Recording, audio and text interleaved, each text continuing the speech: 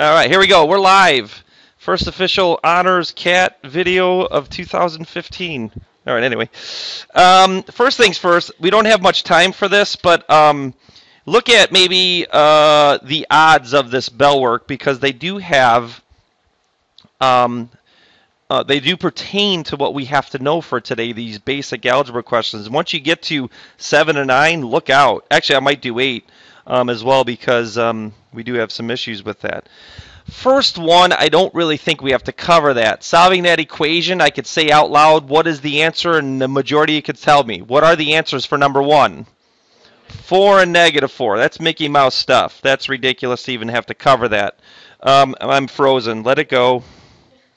All right, next. 3, Simple Simon. What do you simply have to do to solve for that? It's just ridiculous to even cover that. Don't even answer. You add 10, x is less than 10. Okay, and that's Simple Simon. How about 2, though? That's like a kick in the stomach. That's a little rough. Okay, and then actually most of you may get this incorrect. Oh, never mind. It's not an inequality. I'm a maroon. What are the answers? Plus or minus 3. I was thinking it was an inequality, which creates a whole other scenario that's in your summer packet. All right, now 5. Let's just jump to that. 5 and 6. I'll probably do them both. Watch how this is worded. This has everything to do with one of the concepts of the day. For which values is this situation not defined? So what number can I not plug in number 5? 16. So we know that. So it is not defined at x equals 16. Because of the rule, you can never what? Divide by 0. We don't have the time for this. There's a reason. It's grade school. Remember, okay, I'm going to do it. I do it every year, and it annoys the students. I couldn't care less. Why could we not divide by 0? 5 divided by 0. Remember in grade school, the division garage? Yeah, who goes in the garage? Who goes inside the garage? Like my grade schoolers have to do this. 5. Thank you, student. Well, there are no more numbers. This is all jacked up now. Who goes on the outside? 0.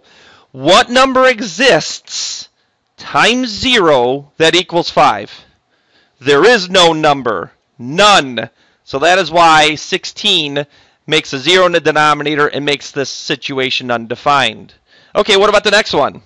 Actually piggybacks off of number 1.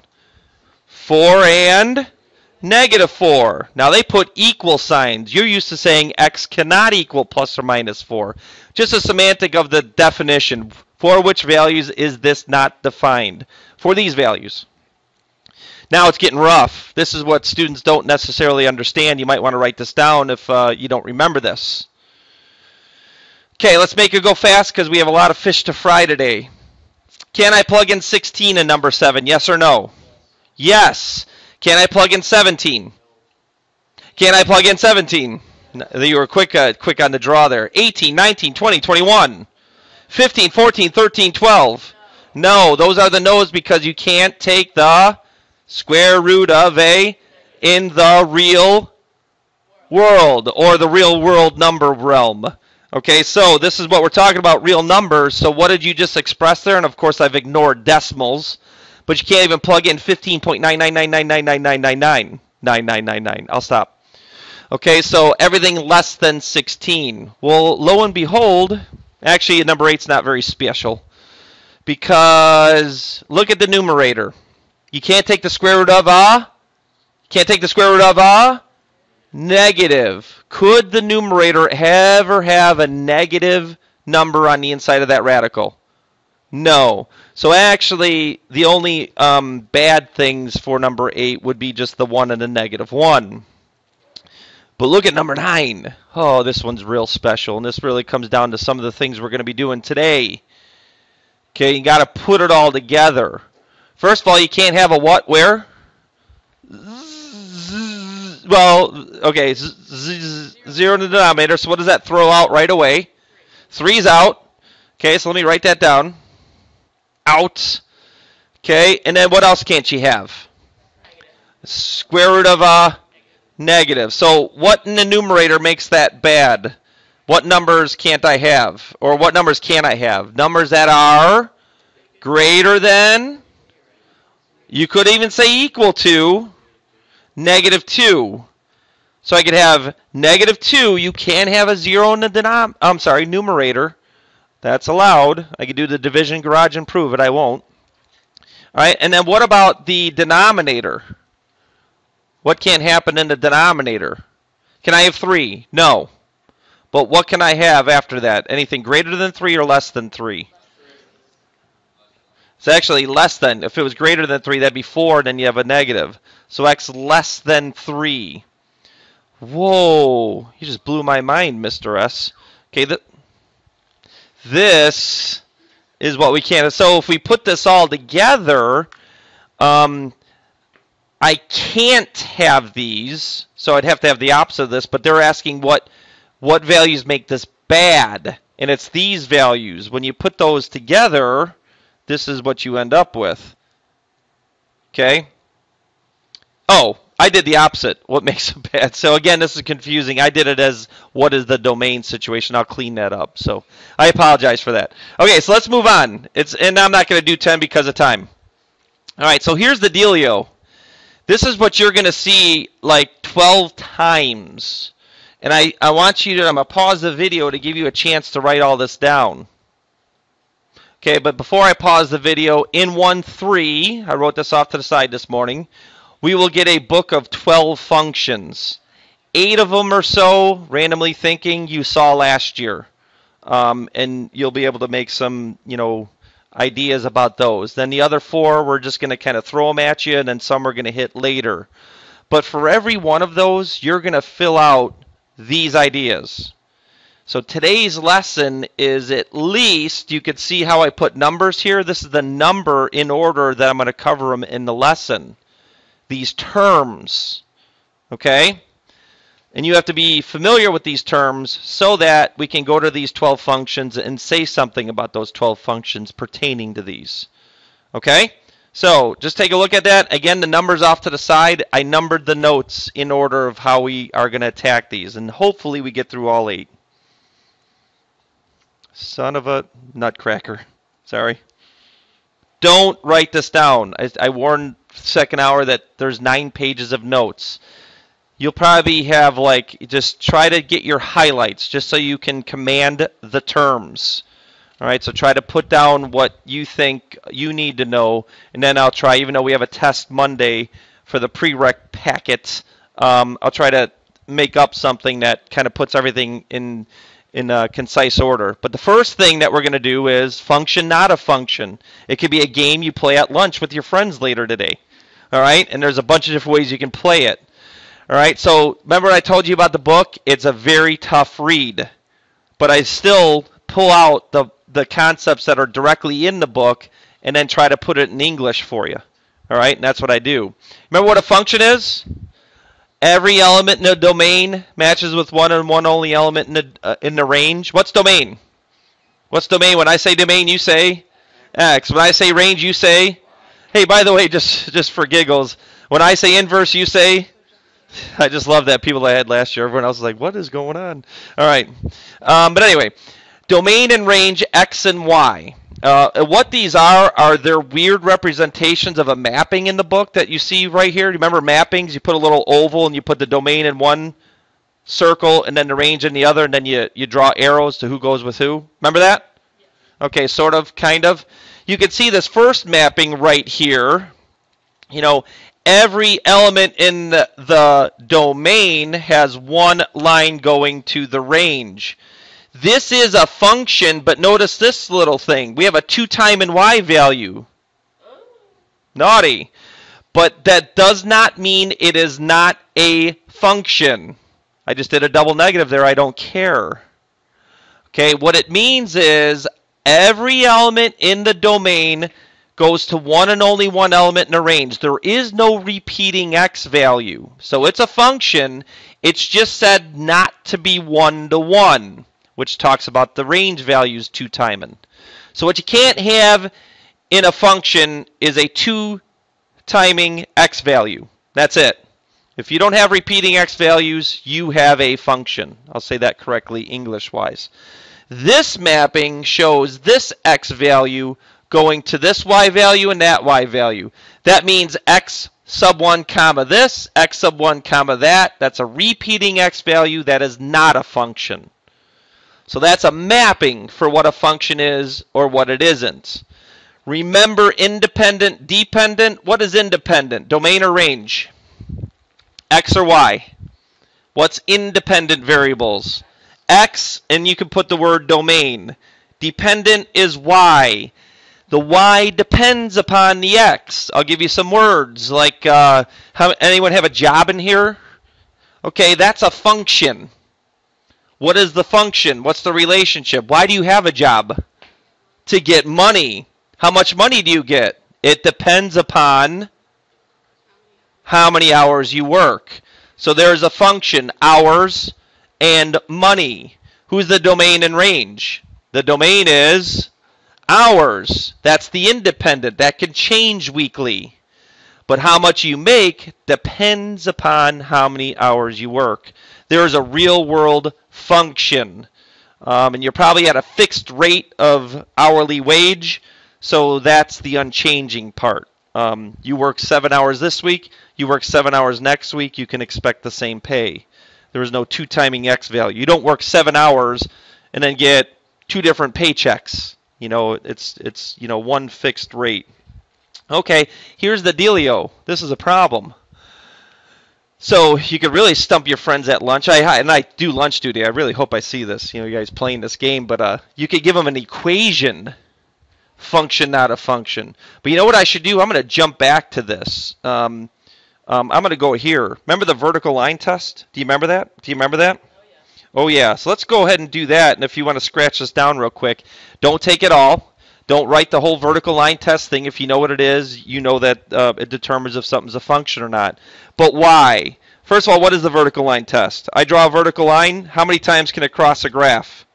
Only once, and then you're guaranteed that it's a what? It's a function. Is this a function?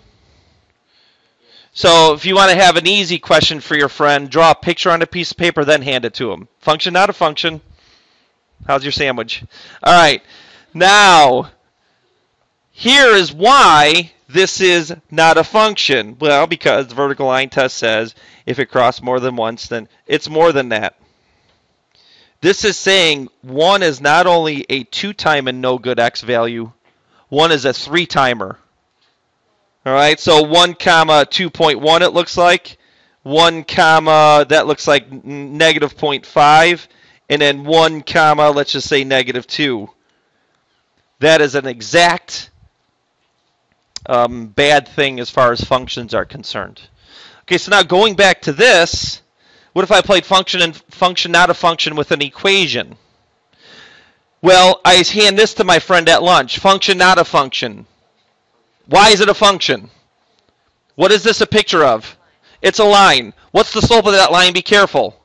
2. So rise 2, run 1 with a y-intercept of 4. It looks something like this. What does that pass immediately? Vertical line test. So knowledge of what you're looking at, what kind of picture it is. I know that's a line. I know it's going to have, only no repeating X values because I know it's going to pass the vertical line test. That's a carrot. Delicious. Does anyone know what that is a picture of? Or I can actually come up with just one coordinate and show you how this is bad. What is that a picture of? What is that thing? Yes, do you know?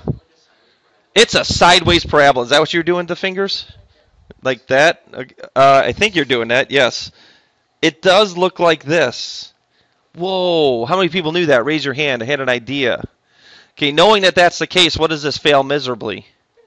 Okay, so this is a function. This is not a function. All right, here's another way.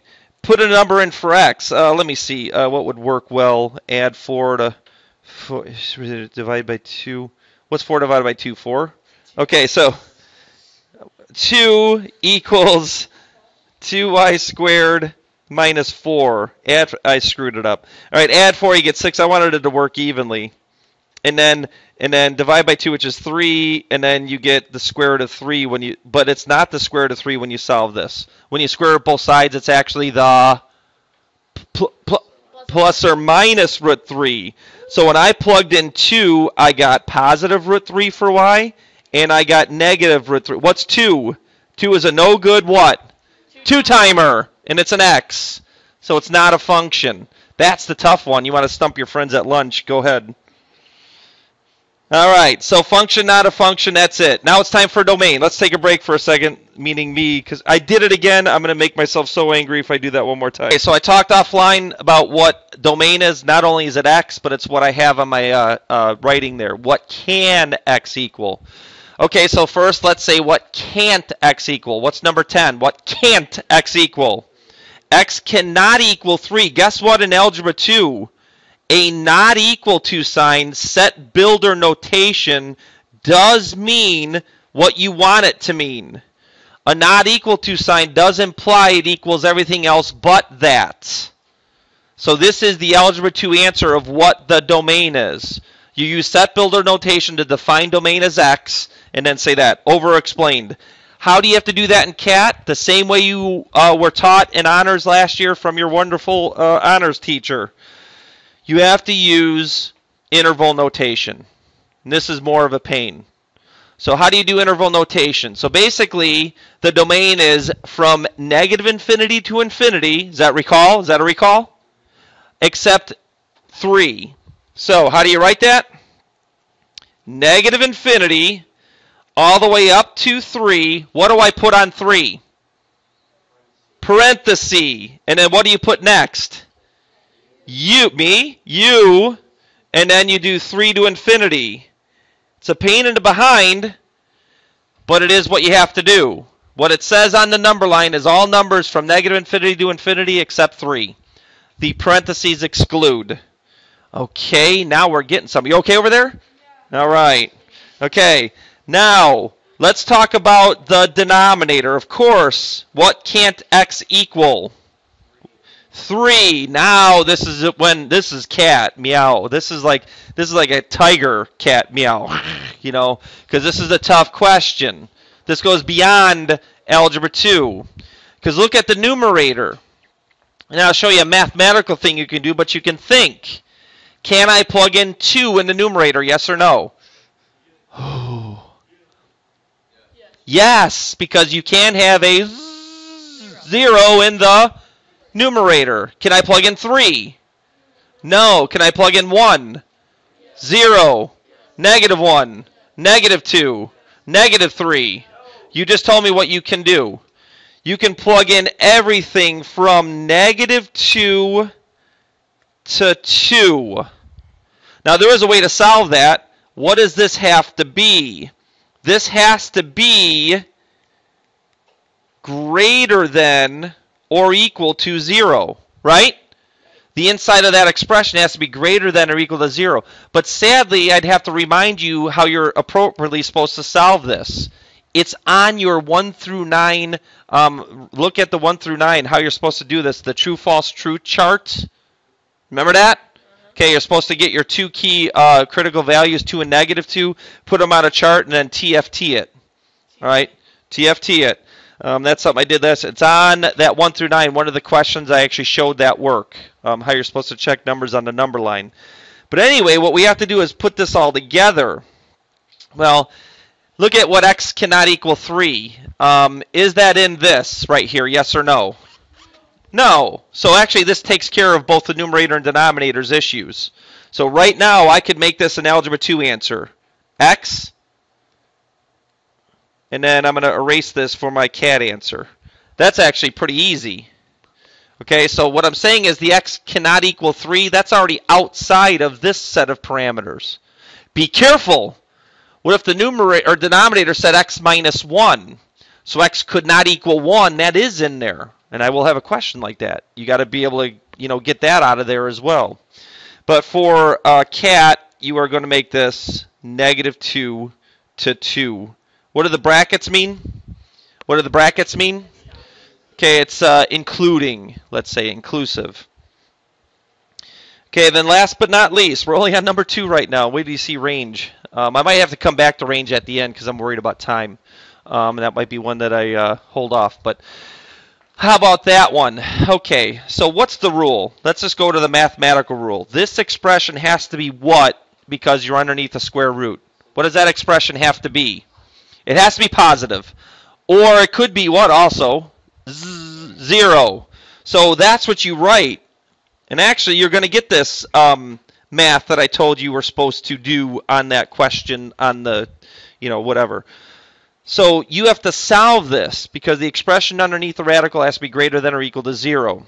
So how do you do that? First of all, you factor. Second of all, you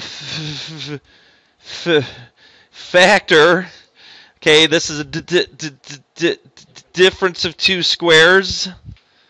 And then this is what I'm talking about, what you're supposed to do. You stop. You actually use the zero product property pretending this is an equation. And the critical values are x equals, I'm pointing at it, x equals 0, 4, and negative 4. And then that's what you done do. You go here and you put 0, negative 4, and 4, and you check. By the way, can we equal these numbers? Yes. Why? What happens when you plug in negative 4, 0, and 4 into this? 0, and the square root of 0 is? So these are included. And then what you do is you plug in negative 5. And you could do this mentally if you want. It might be tough, though. Negative 5 to the 4th is 625. And then negative 5 squared is 25. This is not 25 times 25. Right? So 625 minus this is positive. Is that good or bad?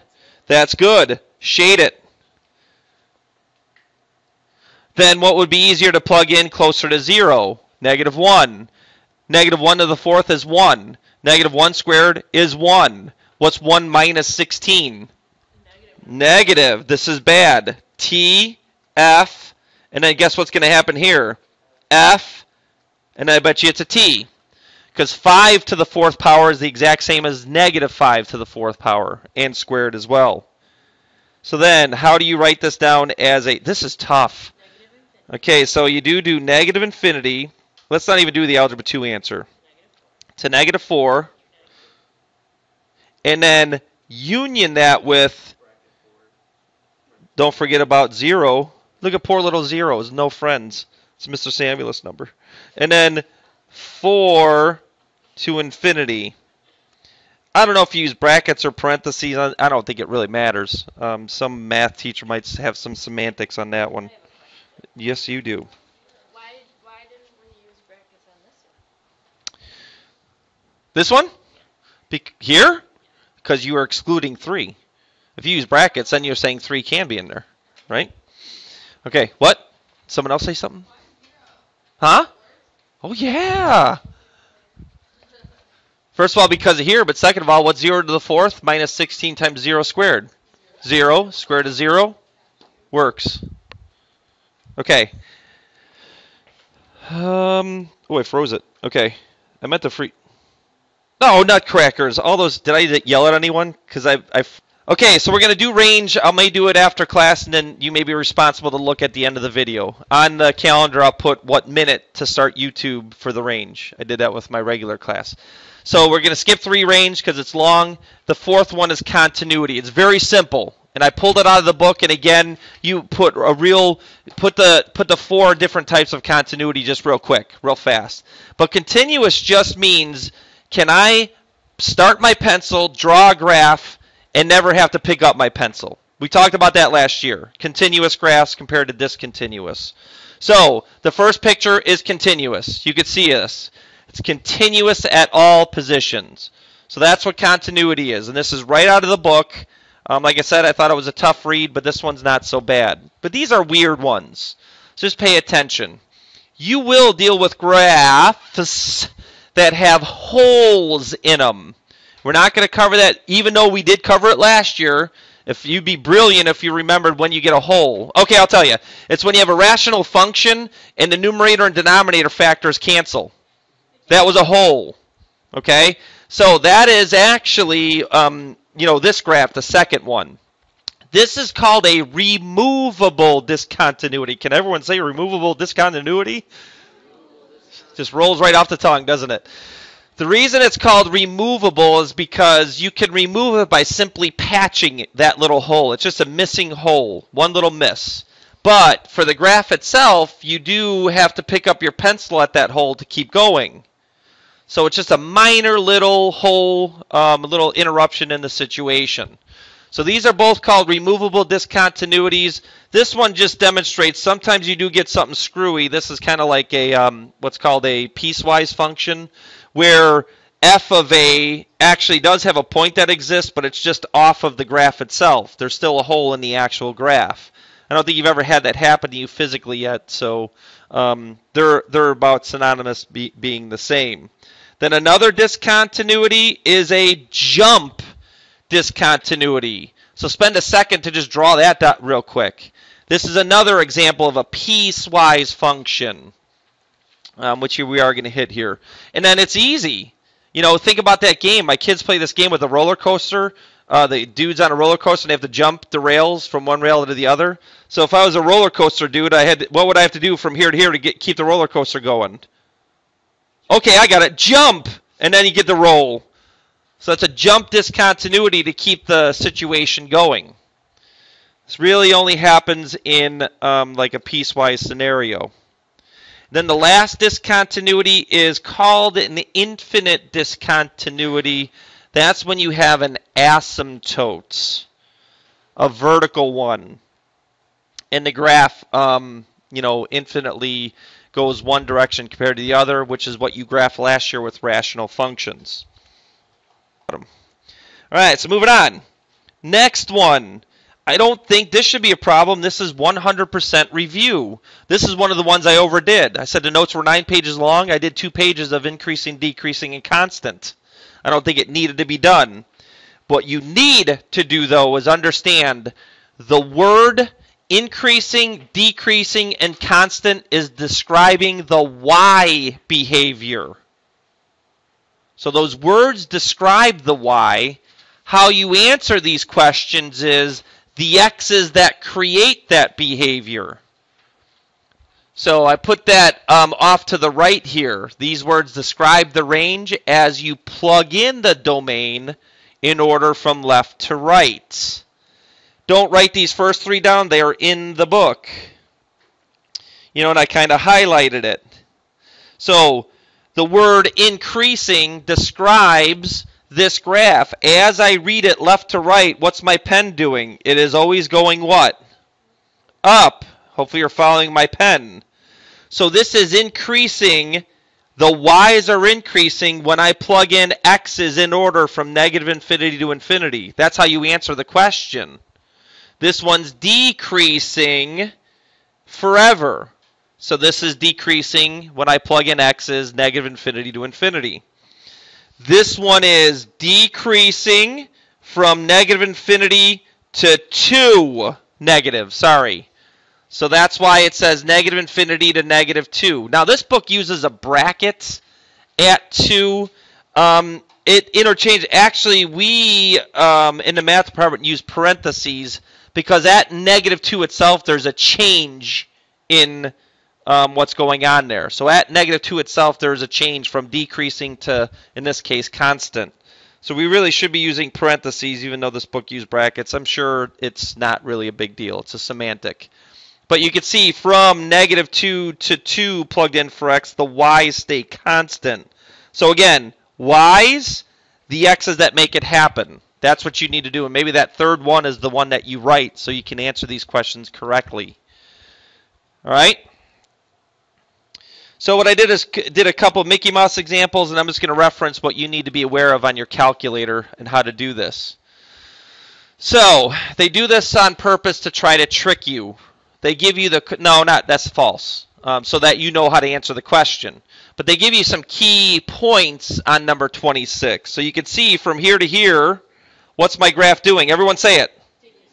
And then it stops right here. So look at what I put over there. It is decreasing, I lost my D, from negative infinity to 1, because those are the x values I plug in to create the decreasing y behavior. I'm saying it over and over and over again because this is one of the biggest things missed. Okay, and then what's this doing? Decreasing, no time. All right, so 5 to infinity is also a decreasing scenario. All right, got it? Then you can see from 1 to 5, even though this kind of wavers and then kind of flattens out, it still keeps going up. So that's the increasing from 1 to 5 plugged in for x. Okay, then we'll just leave that as an example, and I'm just going to tell you what you're going to be responsible for on your calculator. All right, I won't even do that second one. I think you can figure it out. Hey, but what kind of discontinuity is this? What is that? It's a jump. All right, just thought I'd throw that in there from our previous one. Well, it's a jump. Don't get crazy with the words now. Okay, there is no fall discontinuities. All right. Now, I'm not going to give you time to do this because we just don't have it.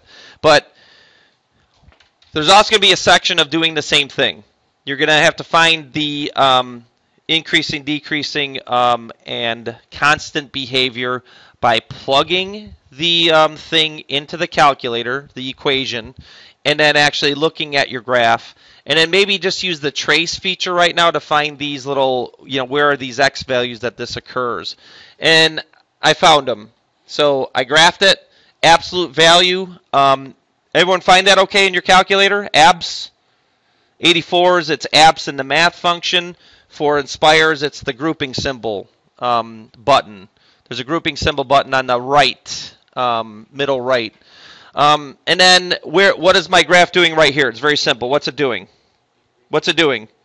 Decreasing. So it's decreasing from negative infinity to negative 1 and use parentheses. And then what's the graph doing from here to here, just to change it up? Increasing. So it's increasing from 1 to infinity. And then what's it doing in the middle? Constant. So it's constant from negative 1 to 1. What you will have to do on this one, which is a parabola, you are going to have to find the vertex. So you're going to have to know how to find these things. And actually, that is the maximum and minimum feature on your calculator. All right, and you're going to have to access that a few times today. So with that being said, guess what number 6 is? Maximum and minimums. What are those? They're called extrema. Can everyone say extrema? Extrema. These are words that we used last year. This is most of it review. So extrema are the maximums and minimums at particular parts of the graph. That's why they're called relative.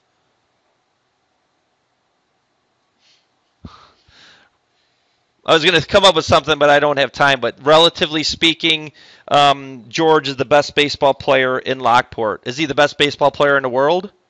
No. Relatively speaking, for this little area, he's the best baseball player. Okay, that's what relative means. Look at this one. Is this the highest point of the graph, yes or no? No. But relatively speaking, for this local area, that is the maximum. Sometimes it's called a local maximum in other books. Relatively speaking, this is a what? Oh, I forgot my arrows aren't there. What is this? A relative. No time, it's minimum. Okay, and why is it just relatively speaking? Because these arrows go down forever. This is not the lowest y coordinate. Now, I did talk to a calculus teacher, and she did say this is actually also called a relative maximum. But really, if you want to be real cool, you call it the absolute maximum. You want to know why? That is the absolute what? Highest part of the graph. What is the word maximum describing then, x or y? Y. So the word, what is the maximum? That is the y value. Where is the maximum? That's the x value. We did that in my class last year. So what are you going to be responsible for again? Answering these questions with an actual equation. You hopefully know how to find the maximum minimum.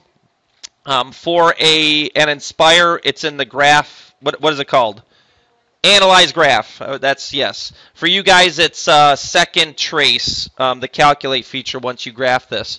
And then what you have to do for an 84, this is annoying. But when you select maximum, you have to do left bound. Okay, you're looking at my fingers here. So left bound, you need the cursor to come over here, and then you press enter. Then you need, for 84s, do a right bound. So you need to move the cursor over here and hit enter. And then 2 arrows come up. And they have to be facing each other. Then guess comes up, just press enter. It's silly. Then it says maximum, and it's blinking on that top point. We did that last year. Hopefully you remember how to do that. And by the way, if this question for this equation said find the increasing, decreasing behavior, guess what you have to find? The maximum and the minimum anyway. All right, and then where this is increasing, that's why I highlighted this in yellow for last year's students. This is increasing from negative infinity all the way up to negative 1.15, right? So again, you have to do that stuff with these kind of situations. Symmetry is going to stink. I did, just because of time. And symmetry is actually going to be just like range. Those are going to be our two toughest components. There's a lot going on with that. So I may skip that one as well, go in my little corner and do that one. All right, and then the last one is actually pretty easy, and then I'll call it a day. Boundedness. All right, and then I pulled this right out of the book. So I said the book's hard to read, but it's not too bad. I like pulling stuff out of there to kind of disseminate all the information that's important in there. So what does it mean to be bounded? This is what it means, and this is all I could tell you. This is bounded below. Why? It actually has a minimum, and there's nothing lower than that. This is bounded above. Why? Because this has a maximum y value, and it doesn't go any higher than that. And this is just called bounded. Why? Because it's actually bounded above and below. So instead of saying bounded above and below, you just say it's bounded completely. But you don't even need the word completely. Okay, so like I said, off of my corner, I'll do range, and I'll do even, odd, or neither. And they may be like 10 minutes long total. So, and I'll tell you on the calendar what point to look at. Well, I'll tell you right now. I'm stopping this video at 36 minutes and 40